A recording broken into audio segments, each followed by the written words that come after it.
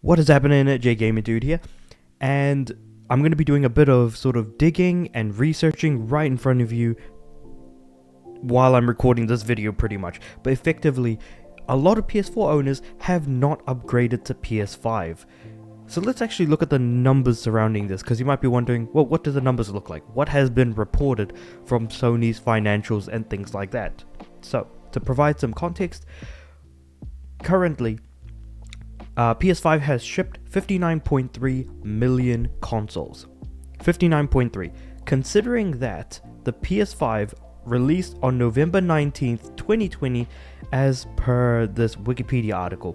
So we're about 3.5 years in. It'll be 4 years on November 19th. Okay. And we've got almost 60 million PS5 consoles in 3.5 years.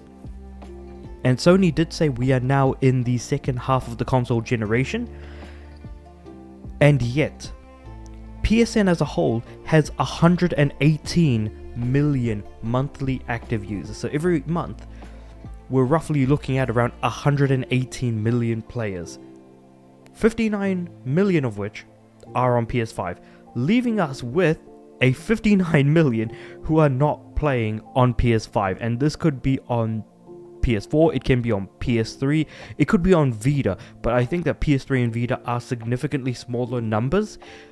I am among the people who are playing on PS3 and Vita, so I'll, leave that judgment up to you. So now that we look at the numbers, we're like, okay, half are on PS5 and half are on older consoles. Most of them are probably on the PS4. And then I thought about something. What were the last few games that released on PS4? Sorry, not on PS4. What are the last games that released on PS3 before games stopped being developed for the console? So I went back and I went to PSN Profiles.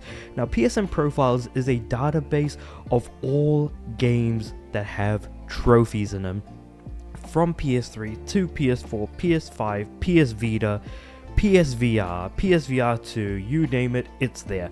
Now, I sorted it out by going to all the games, sorting it by latest, so last released games, and only specified PS3 as the platform. And we have sort of FIFA 19 Shakedown Hawaii. So FIFA 19 would have come out in 2018. Shakedown Hawaii, the actual release date for this game on PS3 was August 20th, 2020. So it's fair to say that 2020 was when the last PS3 game released. And that's, let's see, 6 years after the actual PS4 released. Because PS4 came out, PS4 came out end of 2013. Okay, so no, it's actually about 6.5 years, roughly speaking. And then if we look at, say, something like FIFA 19, which did also get a PS4 version, both versions came out September 2018. September 28th, 2018. So there seems to be a massive difference between FIFA 19 and Shakedown Hawaii. Actually, wait, hold on. What about NBA 2K18? When are we looking at that? That's 2017. Huh, okay. Rainbow Skies, that's 2018. Okay, so maybe NBA 2K18 is a little out of order there. 2018. I feel like Shakedown Hawaii might actually be a bit of a, not an outlier. I was about to say outsider, but outlier actually makes a hell of a lot more sense. 2017 for The Surfer, 2017 for Just Dance, 2018. I'm like sort of going down the list a little bit here. 99 Vitas, 2017. So let's say 2018, because we've got FIFA 19, NBA 2K18, right? 2018. Last PS3 games released. Well, ignore Shakedown Hawaii, because I feel like that's just too much of an outlier. Considering that PS4 released in 2013, November of 2013, that would give us about 5 years, right? We're already 4 years into the PS5 generation, considering that, 3.5 years into the PS4 generation, let's say that much. So in a year and a half, will we stop getting PS4 games? Because at the moment, PS4 games are coming in pretty strong, and on top of that, there are also games that are only on PS4 that are also currently releasing. So in a way, I kind of understand a lot more people being on PS4, because still there are a lot of games that are between both consoles, between PS4 and PS5, and if you do buy the PS4 version of a game, you could get a PS5 version of a game as well. There are some games that are only on PS5 or on that generation, to be more precise, like Final Fantasy VII Rebirth or Final Fantasy 16 or Stellar Blade. But they are handful and few and far between at the moment, and there's still games coming out or that are yet to come out that are only on PS4. Like, for example, Skihime, which is a visual novel that I do want to sit down and play. That is coming out, and that is a PS4 only game. That will not be on PS5. Could they release it for PS5? Probably, but that's kind of really unlikely, all things considered. It's just interesting to see the numbers, and also to see when games stop coming out for PS3, because pretty much everyone was on PS4 by that point, or not everyone, but a vast majority of people, and yet the numbers for PS5 don't look as good. And we can talk about the pandemic all we want, because again, you know, COVID-19 happened.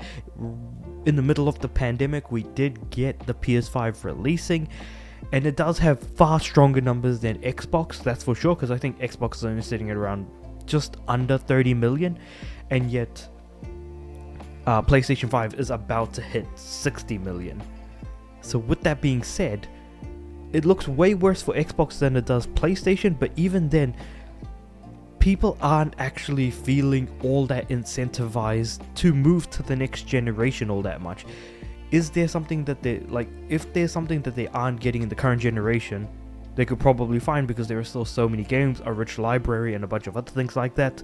So if we're in the second half of the generation, that's usually when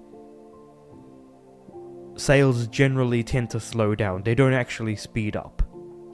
And apparently we were in the second half of the generation a few months ago, because of some reporting that happened earlier on in the year to say that console sales are actually slowing down, when PlayStation did report on them. So there is that element to it as well. But I think this tweet by Steven Totillo actually does kind of sum things up quite nicely. Earlier this week, Sony made headlines for PS5 reaching 59 million units sold. Good number.